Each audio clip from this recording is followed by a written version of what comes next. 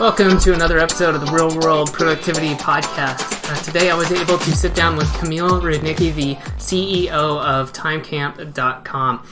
Great to talk to somebody who's really into time tracking, somebody who's a self-admitted productivity geek, and get their look from the inside on how to manage your time and how important it is to track your time, but also then to review that. So that's really the main topic of today's discussion, as well, although we dived into a few tangents and some really interesting stuff. So be sure, stick around and check out the rest of this episode. Hello, everyone, and welcome to the Real World Productivity Podcast. I'm Adam Moody, and today I'm talking with Kamil Rudnicki about his background, his business TimeCamp, and the use of time management and team building to increase your productivity for real results for you and your business. So with that, let's get going. Welcome, Kamil. Hi. Hello. I think we'll just jump right in. I just talked to you about what we were going to talk about, so I think we'll just get into it. And I'd really like to ask you just a couple questions about your background and experience so that everyone listening to the podcast can just get a little bit better understanding of who you are and where you're coming from. So if you don't mind, could you tell us a little bit about yourself, either your background or education and your business experience? Yeah, sure. So you will get more context. So as a teenager, I started learning how to program, and I built my first mini games and applications that time. For example, I can share you, I'm proud that I built a checkers game with artificial intelligence that I couldn't beat, for example. And I was always introverted, so I stayed at home in front of the computer and was building stuff as far as I remember. So later on, I go to college to a bigger city here in Poland, to Wrocław.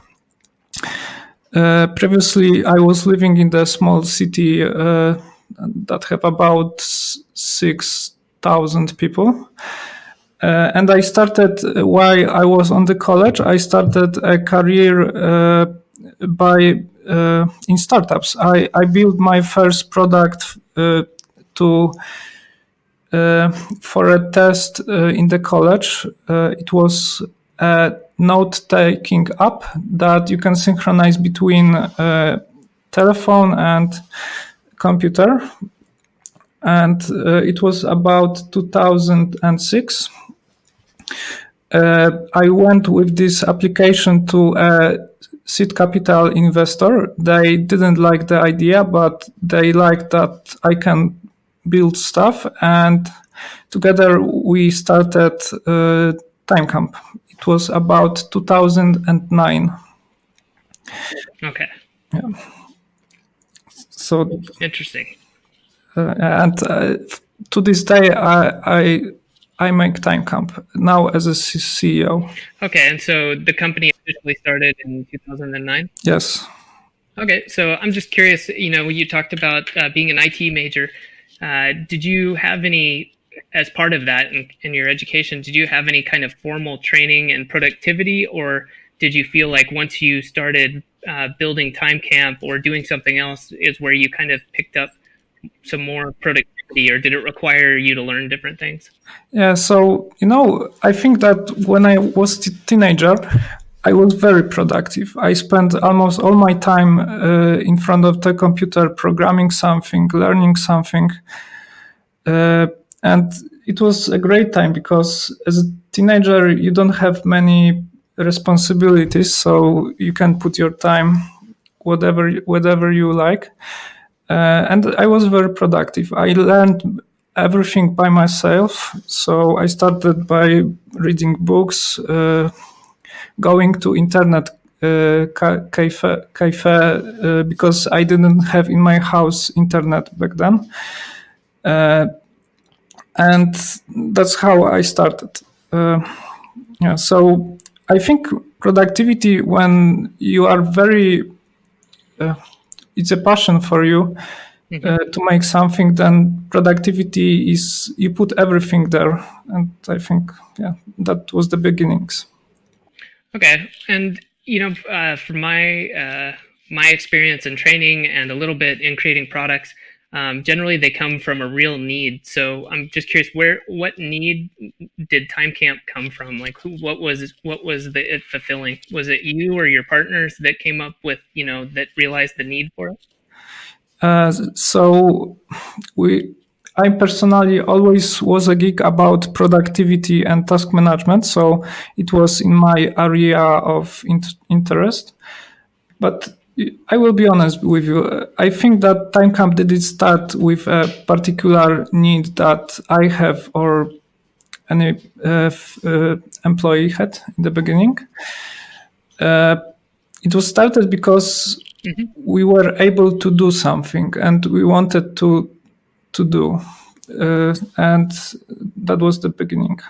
Gotcha. So when you started off, so 2009, you're a small team, and did you, I guess, are you a product of your own product? Like, did you start using TimeCamp internally as you grew your own team? Yes, of course. And back then, I'm tracking every minute in front of the computer using the TimeCamp. So I know exactly where I spent every minute on my time on the computer. I later can share this with you. So of course, this is something that we are using because I strongly believe that if you don't use what you are making or you are not passionate about, and the passion comes from that you are seeing the benefit of the tool that you are making, then it's very hard to make it great. And we are using our software, for example, to track attendance hours. If we have employees that we pay by hour, we track this. We also track our productivity in front of the computer. So maybe I will tell you how we can track productivity and some benefits from tracking it. Is that okay? Oh, definitely. That'd be great. Yeah. Okay, sure. So when you do something in front of the computer, you always have opened one window. For example, right now I have this website to talk with you.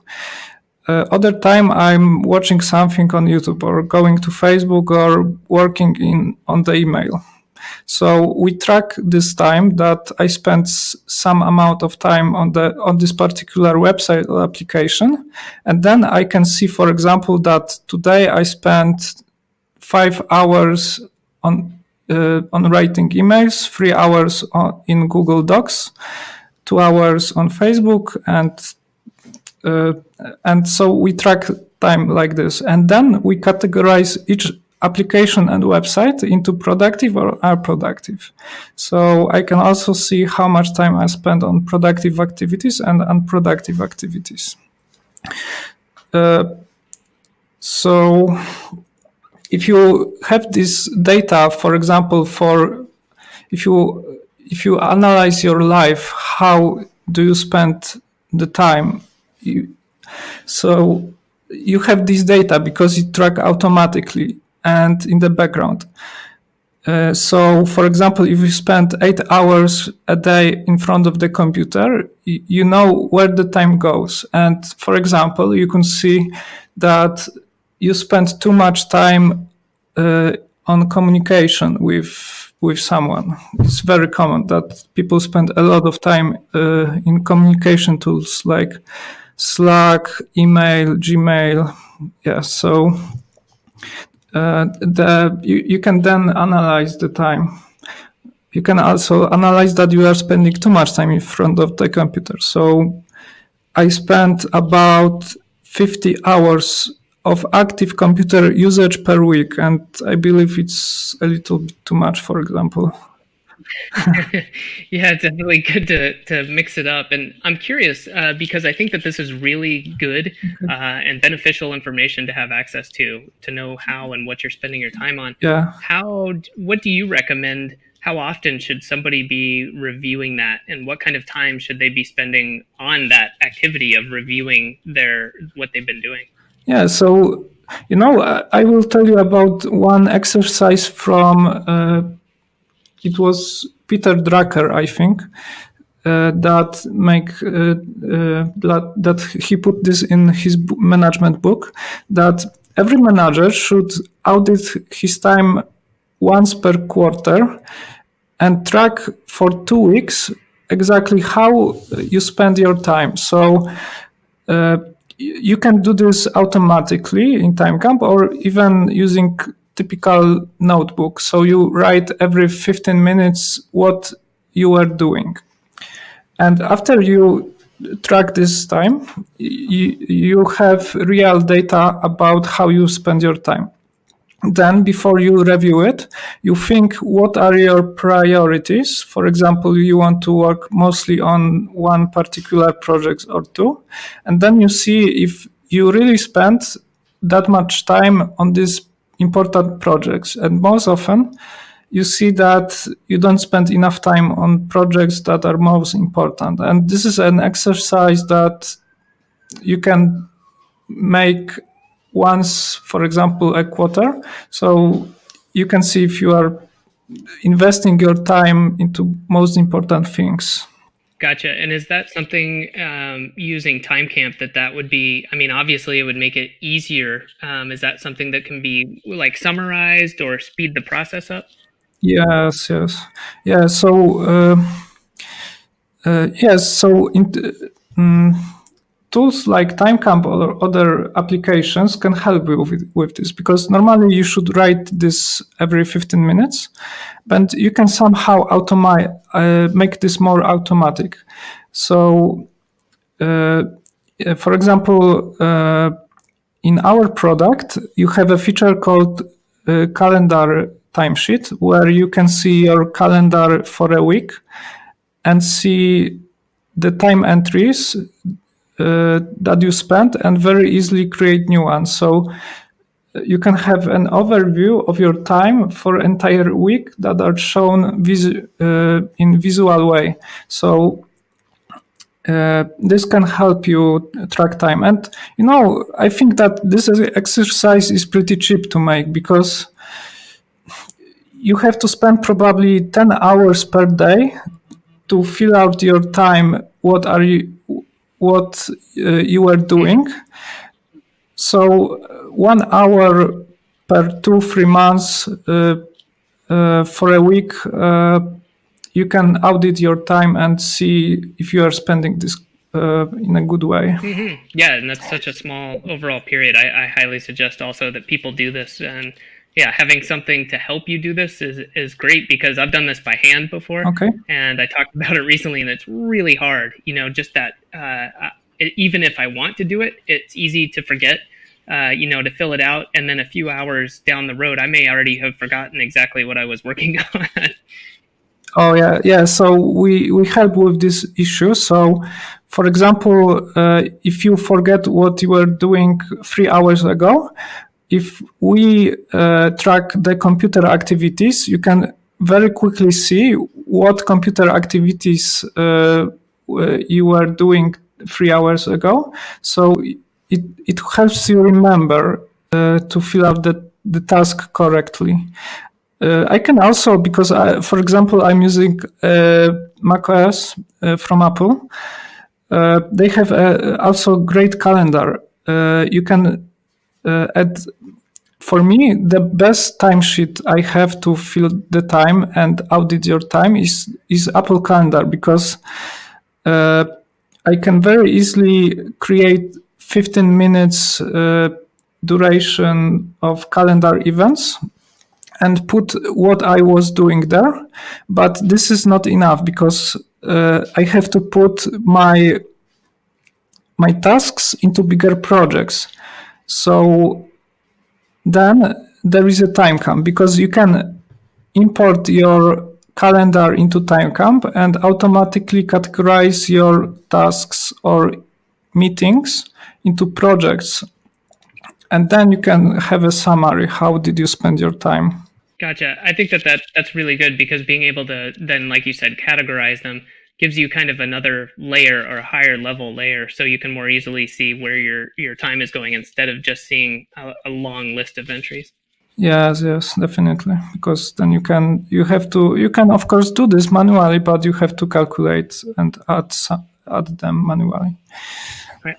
Well, I've got a question for you. You said that you've been kind of a productivity geek since you were a kid, and this comes up every once in a while, and it certainly happened in my life. And I'm curious for yourself, how do you balance being like a high performer, being really into productivity, with the times where you want to be with family or friends and things aren't so much about time tracking? Do you ever find it difficult to switch, or do you have a process for kind of ending your day and moving on? Yeah, so I will be honest with you, and I don't yet figure it out to make it to work good for me. Mm-hmm. What I like when I feel the best, when I have a list of items I wanted to make today, and after I check all the items, then I feel free to spend my time with family or to read a book or something. And this is something that I like. But in my position as a CEO, it is very, very hard because everyone wants something from me. Every time there is something to do, and there is no limit of the tasks to do. So the problem is to say stop, and this is enough for today. I done enough, and it's hard because you know. Yeah, it's an interesting problem because on the one hand, it's good you're the CEO, you're in charge, but that means that every decision ends with you. Yes. So if you don't say no, you'll keep making decisions forever. Yeah, and there is infinite number of ideas and good things that you could make, so it's very hard to resist. It's very hard. Well, I'm curious too, then, for part of this, I see time tracking being really helpful for people, like you said, to do reviews and understand where their time is going. But also on kind of a shorter scale, I think that review or planning is really important. Do you do a daily review or a daily planning session of any sort? Yeah, so I know that it's good and we should, and normally I would do. I use Omnifocus for task management, so I have tasks for today, for example, and imported projects there. But it's very hard because when I plan something, there is always some fires in a day that I didn't expect. So the problem is that I can't plan for entire day. I have to plan for example, half of the day because I know that there will be something that I didn't expect. So this is the only way to make it. Yeah, which is, I think, a good way to do it, though, because especially in your position, you know that you're going to have to make decisions that require you to make them that day. So in my mind, you're doing the right thing by allotting only enough scheduled work as you know you could possibly get done, because if you planned your whole day, it would be a disaster. It's not easy. I know, for example, a technique from, I don't remember who it was, maybe I don't remember, but it was about on Mondays you spend time on, for example, I don't know, marketing. On Thursdays spend time on product. But I tried this, but it didn't work because there are people that want something from you or some fires, and it's hard. So for me, it's not working. For Gotcha. example. Yeah, I think that's kind of like the theming, trying to give the days, like you're saying, the specific areas. And Yeah, I agree. I think that would be difficult, especially if you have a lot of people who you're responsible for or directing. yeah, And maybe I forget. I heard someone else talking about this, and I'll have to find and link to it in the show notes. okay. But something I liked was, even for someone who's not, say, a CEO, but this person runs a small business, and so they start their day with admin and directing and end it with the same before they kind of finish the day, because they know that they're going to have to do it regardless. So they do it first thing so their team can work, and then they do it at the end of the day so that their team can start working as well. So I kind of like that idea. Yeah, yes, that's correct. So we've got just a couple minutes left. I had a couple more questions for you. Okay. We've talked a lot about time management and, how to track, how to get the most out of this. But do you have any methods that you use for getting started? Basically, if you're feeling like you're going to procrastinate or you're lower energy, part of the problem, you can't track until you're actually doing something. Do you have any ways that you get moving? To be honest, I think I don't have this problem, because somehow, even if I don't want to do something and I don't feel it, that doing something, I do it. I know that it's important. I just do it. Mm-hmm. So I think it's about also the mindset, how you think about this, but sometimes it's not very often. I think once per week or once per 2 weeks, I don't feel okay. Sometimes I don't feel doing anything, like I'm tired, and so to be honest, I don't fight it. So I'm doing nothing. I'm watching something or. No, that's good. I think you kind of hit on two important things. Is one, I like what you said. You said that it's important, and I think a lot of times it's easy to lose sight. But if we remind ourselves of what the goal or what the end result, maybe the task itself isn't interesting, but it's very important to be accomplished in order that the milestones or the goals are achieved. Yeah. And then, like you said too, about not wanting to do something. If you know you're out of energy, then the best thing you can do is to get that back, whether that's resting or whatever it is you need to do. Yeah, or some exercise or something. Mm-hmm. Yes, that's correct. It's very important. I also believe, and I also have in my task list a tag with low energy. So I have some tasks that don't need high energy from me, and I can focus on those when I don't have. Yeah, that's a good idea. Well, let's see. I am also interested, and I know everyone is usually interested in this as well. You've mentioned a couple tools you've used. Let's